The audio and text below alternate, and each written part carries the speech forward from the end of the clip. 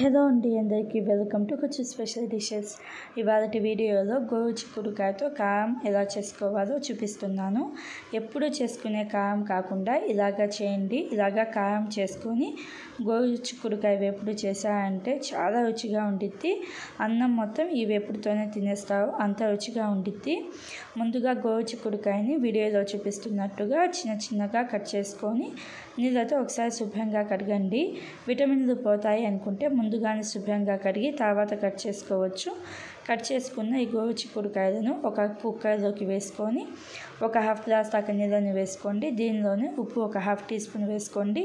పసుపు ఒక half tea spoon దాకా వేసుకొని ఒకసారి బాగా కలుపుకొని కుక్కర్ మూత విజిల్ 2 పెట్టేసి హై ఫ్లేమ్లో ఒక 2 విజిల్స్ వచ్చేదాకా ఉడికించుకోండి. 2 విజిల్స్ వచ్చిన తర్వాత మంట ఆఫ్ చేసేసి కుక్కర్లోని గాలి మొత్తం పోయిన తర్వాత ఈ ఉడికించి పెట్టుకున్న ఈ గోరుచిక్కుడుకాయలను ఒక ప్లేట్లోకి తీసుకొని పక్కన పెట్టండి. ఇప్పుడు దీనిలోకి కారం ఎలా చేసుకోవాలో చూపిస్తాను. కారం కోసం 10-15 ఎండుమిరపకాయలు, 10-15 దాకా వెల్లుల్లి రెబ్బలు పొట్టుతో సహా తీసుకుంటున్నాను. ఎండు కొబ్బరి సన్నగా కట్ చేసింది ఒక 3 టేబుల్ స్పూన్లు తీసుకోవాలి. ఇప్పుడు మిక్సీ జార్లో ముందుగా 10-15 దాకా ఎండుమిరపకాయలు వేసుకోండి.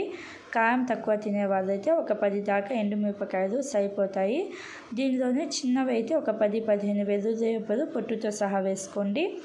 అలాగే ఒక టీ స్పూన్ దాకా జీలకర్రను కూడా వేసుకొని యాల ఉప్పు ఒక హాఫ్ టీ స్పూన్ దాకా వేసుకోండి. అలాగే ముందుగా సన్నగా కట్ చేసి పెట్టుకున్న ఈ ఎండు కొబ్బరి కూడా వేసుకొని వీడియోలో చూపిస్తున్నట్టుగా కచ్చాపచ్చాగా గ్రైండ్ చేసుకొని పక్కన పెట్టండి. స్టవ్ ఆన్ చేసుకొని కడాయి పెట్టుకుని ఒక 3 టేబుల్ స్పూన్ల దాకా నూనె వేసుకొని తాలింపు గింజలు వేసుకోండి. ఆవాలు, జీలకర్ర, శనగపప్పు, మినపప్పు వేసుకొని 3-4 వెల్లుల్లి రెబ్బలు పొట్టుతో సహా కొంచెం దంచుకొని వేసుకోండి. ఒక 2 రెమ్మల కరివేపాకు వేసుకోండి. ఇవి కొంచెం లైట్ గోల్డెన్ కలర్ వస్తున్నాయి అనుకున్నప్పుడు ఒక పెద్ద సైజు ఉల్లిపాయ లేకపోతే మీడియం సైజు ఉల్లిపాయను ఇలాగ పొడుగ్గా కట్ చేసుకొని వేసుకోండి. ఈ ఉల్లిపాయలు ఎక్కువ వేగాల్సిన అవసరం లేదు. ఉల్లిపాయలు కొంచెం పింక్ కలర్కి వస్తే సరిపోతుంది.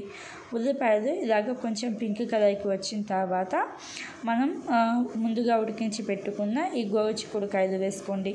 గోరుచిక్కుడుకాయలు వేసుకొని మంట హై ఫ్లేమ్లో పెట్టేసి అంతా కలిసేటట్టుగా కింది నుంచి బాగా కలపండి. ఇలాగ బాగా కలుపుకున్న తర్వాత మంట మీడియం ఫ్లేమ్లో పెట్టేసి ఒక 4-5 నిమిషాల పాటు కలుపుతూ ఉడికించుకోండి.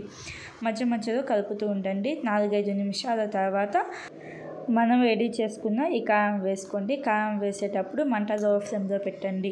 లో ఫ్లేమ్లో పెట్టేసి కారం మొత్తం వేసుకొని ఒకసారి బాగా కలుపుకొని ఉప్పు కారం సరిపోయిందో లేదో చూసుకొని పడితే ఇంకొంచెం వేసుకొని సన్నగా కట్ చేసిన కొత్తిమీర కూడా వేసేసి బాగా కలుపుకొని లో ఫ్లేమ్లో ఒక 2 నిమిషాల పాటు ఫ్రై చేసుకోండి.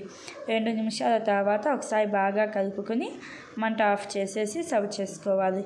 అంతే అండి, చాలా ఈజీగా సింపుల్గా మనకి గోరుచిక్కుడు కారం అయితే రెడీ అయిపోయింది. ఎంత రుచిగా ఉండిద్దంటే కూరలు ఏమీ లేకుండా వేడి అన్నంలో ఇలాగే కలుపుకొని తినేస్తావు.